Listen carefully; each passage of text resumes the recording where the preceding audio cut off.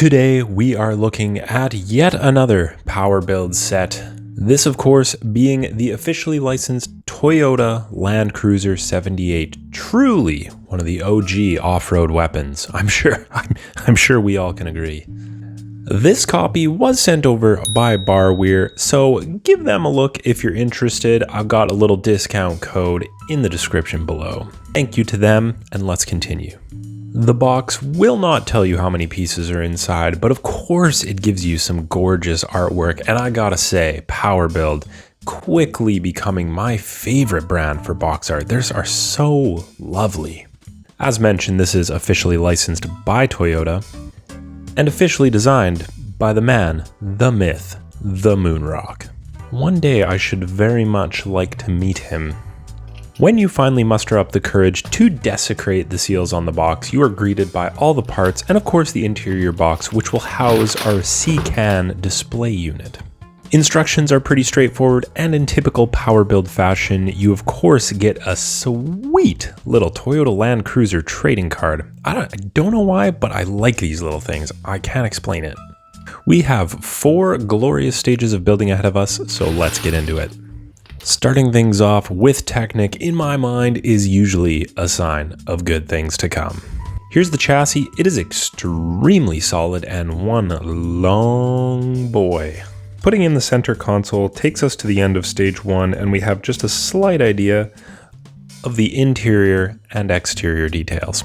Building up the door and rocker area in a symphony of snot. Clean design, I must say. Here we get a sneak peek at the unique mudguard elements. I've personally never seen these before, and I think they would work really well for like SUV and truck builds, but you guys let me know. On this occasion, these will form the rear arches of our Landcruiser. Stage 2 concludes with installing all 4 seatbacks, and I've seen this design before on many of Moonrock's builds, and I quite like it. Stage 3 has basically 2 sub-builds. First off, we will be building up the engine bay, which includes some lovely shiny bits, and I love Moonrock's attention to detail here. He always gussies up the engine bay. Next, the front bumper section is built up with seemingly endless snot pieces and some nice prints for the grille and license plate. It is nicely complex for a seemingly basic shape. Stage 4 is concerned with primarily finishing up and polishing the bodywork. It also includes these rear windows with a pretty neato hidden feature. And of course the hood has a snorkel poking out for any water crossings. Pop on the roof and the wheels, and our Landcruiser is complete. But we cannot forget our display C-Can. The Landcruiser fits like a glove and looks incredible in the C-Can. On the plus side, it looks very good, and the build is incredibly solid. It's a very solid machine when it's all done. But that being said, the build experience isn't really gonna light your pants on fire. It's nothing really super crazy. It's good, but not revolutionary. One thing that I do find a bit funny about the build, and we'll explore this a little more later, but the rear spare wheel and wheel cover is quite fragile, but we'll come back to that. And for another pro, I actually find the tan/beige color to be quite fitting for this older car. So in a vacuum, I quite like it actually. I don't build a ton of SUVs, obviously Lego doesn't put many out, but this one's very, very nice. And I find the build to be nicely approachable for any level of builder. But I know what you're thinking. How does it measure up against some competitors? Let's find out, shall we? Fortunately, I have on hand a Lego G-Wagon and the Ford Bronco R, so let's compare. Size-wise, I would say it scales well, perhaps slightly on the large side, but at a glance over a shelf or in your bin, you're really not going to notice. Like, you're really splitting hairs with that. So I don't expect you'd really notice a difference unless you're some sort of scale-obsessed sociopath. Interestingly, it kind of shares aspects from both of the Lego sets. The wheels and tires, for example, are very comparable to that of the Ford Bronco R. And the rear spare wheel/wheel cover build is identical to the G-Wagon, and it's identically fragile, just like the G-Wagon. That one's constantly falling off, so is this one. I also have a minifigure kicking around, and I can pleasingly confirm that the minifigure fits quite nicely inside the Landcruiser.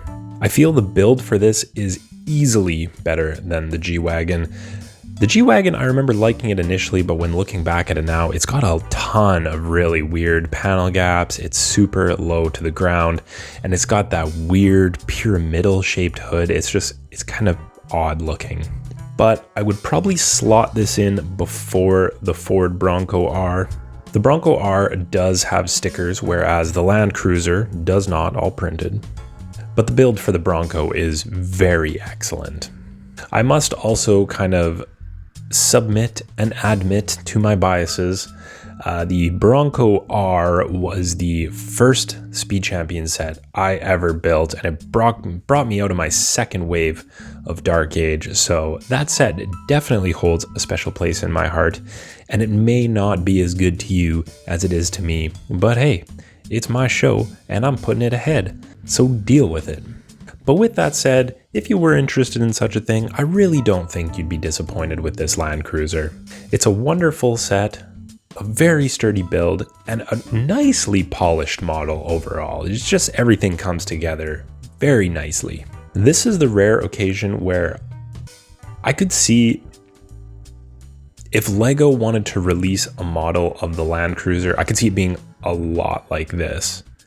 I think this is a LEGO quality of build. Very approachable, very solid, and still clever and fun.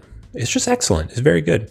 So that's going to do it for this one, and for now that is the last of my power build sets, but do let me know what you think down below. What do you think of this little Landcruiser? I kind of like it. I like the old school off-roader.